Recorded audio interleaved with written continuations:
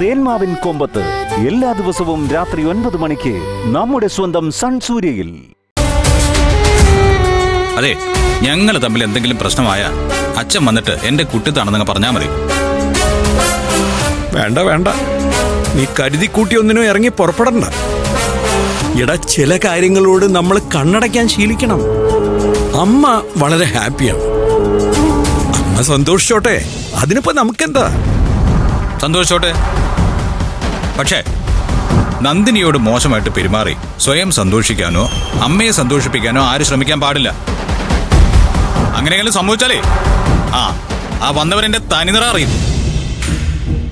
പിന്നെ അതിന്റെ പേരിൽ ആരും എന്നെ കുറ്റപ്പെടുത്താൻ നിൽക്കരുത്. ഇതാണ് നിന്റെ കുഴപ്പം. എന്തോ സംഭവിക്കാൻ പോവാണെന്ന് തീരുമാനിച്ചു ഒരുങ്ങി അങ്ങോട്ട് ഇരിക്കുക. അച്ഛാ, എന്റെ കണക്കൂട്ടലുകളൊന്നും പഴയ്ക്കാറില്ല. ഈ വരവിന് പിന്നിൽ എന്തൊക്കെയോ പ്രോബ്ലംസ് ഉണ്ട്. അത് കുറച്ച് കഴിയുമ്പോ അച്ഛന് തന്നെ ബോധ്യപ്പെടും. ഡാഡി, നിങ്ങളെ രണ്ടുപേരെയും അങ്കിള് വിളിക്കുന്നുണ്ട്. എന്താ കാര്യം? എന്തോ ഗൗരവമുള്ള കാര്യം സംസാരിക്കാനുണ്ടെന്നാ പറഞ്ഞേ. എല്ലാരും ഉണ്ട്. വരുന്നുണ്ടെന്ന് പറ. വേഗം വരാൻ പറഞ്ഞു മമ്മി. അതെ, വരാൻ പറഞ്ഞ കാര്യം നീ ഇവിടെ ഒന്ന് പറഞ്ഞല്ലോ. വേഗം വരണോ വേണ്ടോ എന്നൊക്കെ ഞങ്ങൾ തീരുമാനിച്ചോളാം. നീ പോ.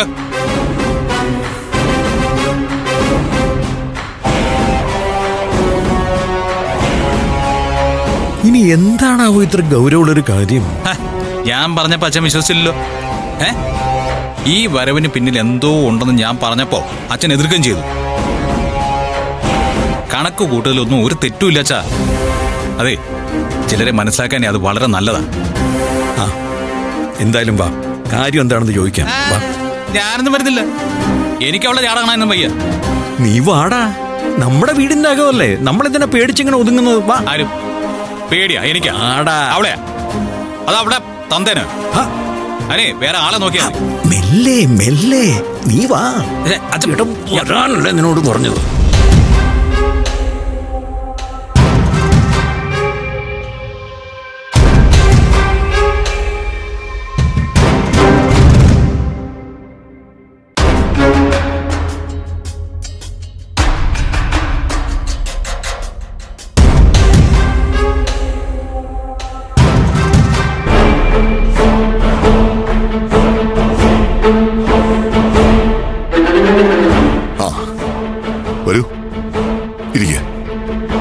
സൂര്യ, വിശദമായിട്ട് സംസാരിക്കേണ്ട കാര്യമാണ്.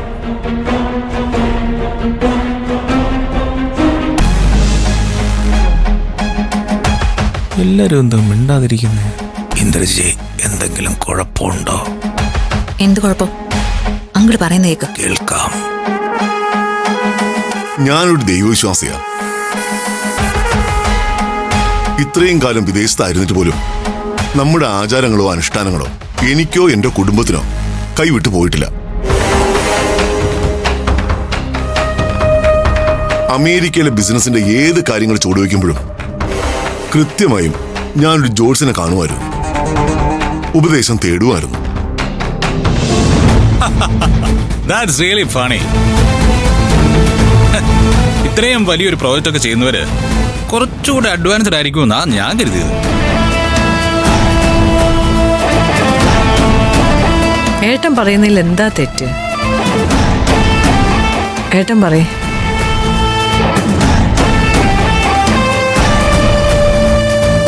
ഈ അടുത്ത കാലത്ത് ഞാനൊരു ജോത്സ്യനെ പരിചയപ്പെട്ടായിരുന്നു. ഓൺലൈൻ വഴിയാ അദ്ദേഹം കാര്യങ്ങളൊക്കെ നോക്കാറ്. ഏറ്റവും വലിയ അത്ഭുതം എന്താണെന്ന് അറിയോ? എന്റെ ജാതകം നോക്കി തുടങ്ങിയ അയാള് സഹോദരിയായിട്ട് പിണങ്ങിപ്പിരിഞ്ഞിരിക്കുകയാണല്ലോ എന്നാണ് ചോദിച്ചത്.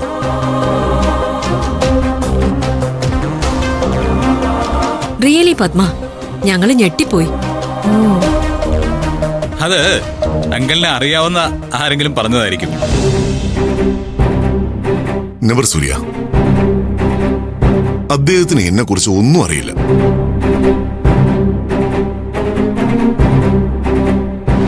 മോൻ വിശ്വസിച്ചാലും ഇല്ലെങ്കിലും ജ്യോതിഷം സത്യമാണെന്ന് എനിക്ക് പല പ്രാവശ്യം ബോധ്യപ്പെട്ടിട്ടുണ്ട്.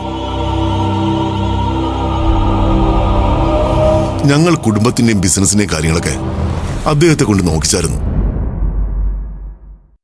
അതിൽ ഏറ്റവും പ്രധാനമായിട്ട് അദ്ദേഹം എടുത്തു പറഞ്ഞത് രഞ്ജിത്തിന്റെ കാര്യമാണ്. അതെന്താ?